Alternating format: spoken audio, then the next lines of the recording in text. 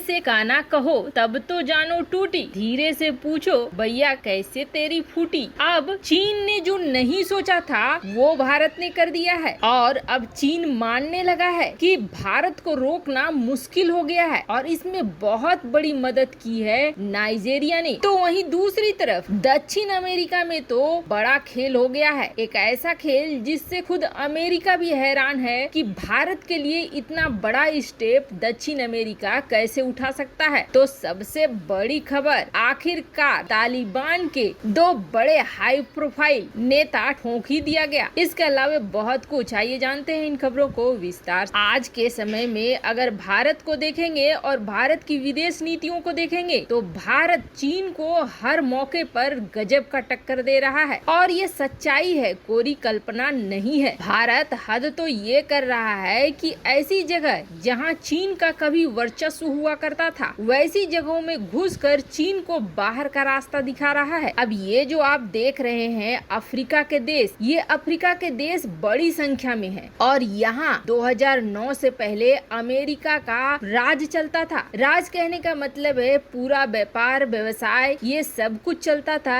Africa पूरी तरीके से निर्भर था अमेरिका के ऊपर। ये बात थी 2009 की, लेकिन 2009 में चीन ने अमेरिका के वर्चस्व को एकदम से खत्म कर दिया। अपनी सस्ती सस्ती चीजें लाकर अफ्रीका के मार्केट को पाटना शुरू कर दिया। अफ्रीका के मार्केट में पूरी तरीके से कब्जा करना शुरू कर दिया और अमेरिका को बाहर का रास्ता दिखलाना शुरू कर दिया। अब अफ्रीकन देश ज्यादातर ऐसे देश हैं जो कि गरीब हैं, कमजोर हैं। उन्हें जब सस्ती चीजें मिलने लगी तो उन चीजों की खरीद भी बढ़ गई। ऐसे में चीन को पैर पसारने का यहाँ पूरा मौका मिला। पर अब यहाँ पर भारत ने बड़ा खेल कर दिया। अब हालात ये हो गए हैं कि भारत इतनी तेजी से बढ़ रहा है अफ्रीका के देशों में व्यापार को लेकर, संबंधों को लेकर, कि एक्सपर्ट की राय है कि 2029 तक यहाँ से चीन हो जाएगा बाहर। और समस्या ये है कि चीन ये सब होता हुआ देख रहा है लेकिन कुछ कर नहीं पा रहा है, भारत को रोक नहीं पा रहा है। अब तो चीनी एक्सपर्ट भी मानने लगे हैं कि अफ्रीका उनके हाथ से निकलता जा रहा है। अब ये जो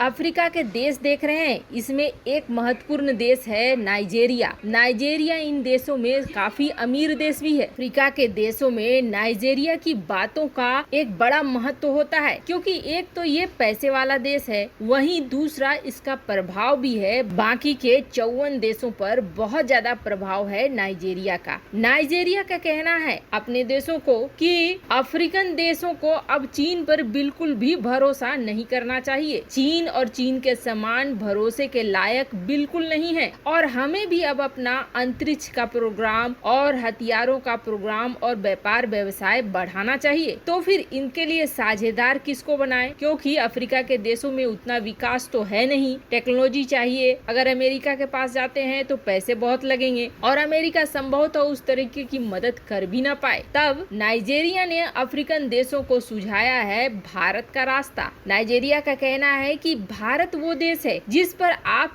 आंख बंद करके भरोसा कर सकते हैं और आगे बढ़ सकते हैं, लेकिन चीन पर आप भरोसा नहीं कर सकते हैं। हालांकि नाइजीरिया चीन का भुक्तभोगी भी है। नाइजीरिया ने बहुत सारे हथियार खरीदे चीन से और सारे के सारे बेकार निकल गए। जितने करीब से चीन को नाइजीरिया ने देखा है उतने करीब से अफ्रीका के बाकी देशों ने अभी देखा भी नहीं होगा। यही वजह है कि नाइजीरिया खुल्लम खुल्ला चीन के खिलाफ खड़ा है। लेकिन इतना जरूर है कि चीन के खिलाफ बनती हुई ये हवा सिर्फ और सिर्फ भारत को फायदा करा रही है। वैसे सिर्फ एक नाइजीरिया ही नहीं है, यहाँ तो दक्षिण अमेरिका में एक ऐसा बड़ा खेल हुआ है जो कि अमेरिका खुद देखकर हैरान है कि ऐसा कैसे हो सकता है, और वो भी भारत के लिए। इसे जानकर आप खुद हैरान हो जाएंगे। ये जो मैप आप देख रहे हैं यहाँ है भारत। अब यहाँ से इस दिशा में बढ़ते हैं, यहाँ हमें मिल रहा है उत्तरी अमेरिका। इसमें शक्तिशाली देश मेक्सिको है, कनाडा है, अमेरिका है। अब यहाँ से थोड़ा नीचे आते हैं, यहाँ शुरू होता है दक्षिण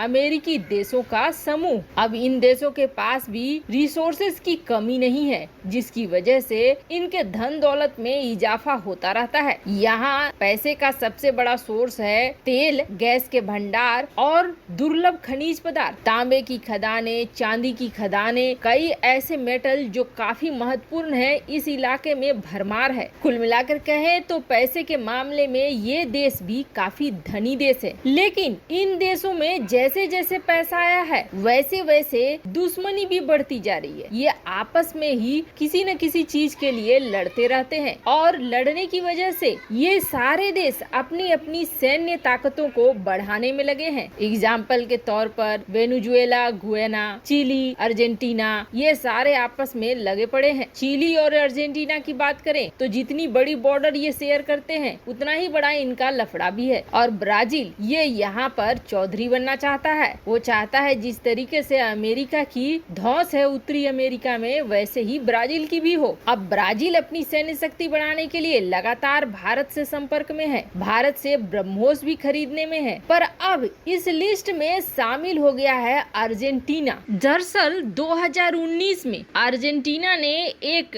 टेंडर निकाला, उसे लड़ाकू विमान चाहिए थे, जिसमें भारत ने अपने तेजस को आगे किया, पाकिस्तान ने अपने JF-17 को आगे किया, तो वहीं दक्षिण कोरिया की तरफ से भी एक लड़ाकू विमान थे और रूस की तरफ से MiG-35 थे। पर अर्जेंटीना ने उस वक्त ये कहा कि हम एक लड़ाकू विमान के $40 मिलियन से ज्यादा नहीं देंगे, जिसके बाद भारत ने इस डील से अपने आप को अलग कर लिया। अब बच गए पाकिस्तान, रूस और दक्षिण कोरिया। रूस और दक्षिण कोरिया के लड़ाकू विमान थे महंगे। अंत में अर्जेंटीना ने चुन लिया पाकिस्तान को और पाकिस्तान के JF-17 के लिए हाँ कर दिया। पर फिर पाकिस्तान ने कोरोना काल होने की वजह से फायदा उठाना शुरू किया और कहा कि नहीं, अब हम आपको हथियारों सहित इसे $70 मिलियन में देंगे, जिसके बाद अर्जेंटीना को होश ठिकाने आ गए। अब अर्जेंटीना को ये लग रहा है कि एक तो JF-17 लो, ऊपर से वो भी सस्ता न मिले तो फिर किस काम का, जिसकी वजह से अर्जेंटीना ने अब भारत से संपर्क साधना शुरू कर दिया है। पिछली बार तो अर्जेंटीना ने पाकिस्तान को ये चेताया था, अगर आप कम नहीं करते हैं तो फिर हम भारत से संपर्क करेंगे, लेकिन अब सीधे सीधे भारत से संपर्क करने लगा है अर्जेंटीना 12 तेजस लड़ाकू विमानों के लिए। पर अब भारत भी ये कह रहा है कि हम आपकी जो टारगेट अमाउंट है उस पर तेजस लड़ाकू विमानों को नहीं दे पाएंगे, हम अपना घाटा सहकर आपको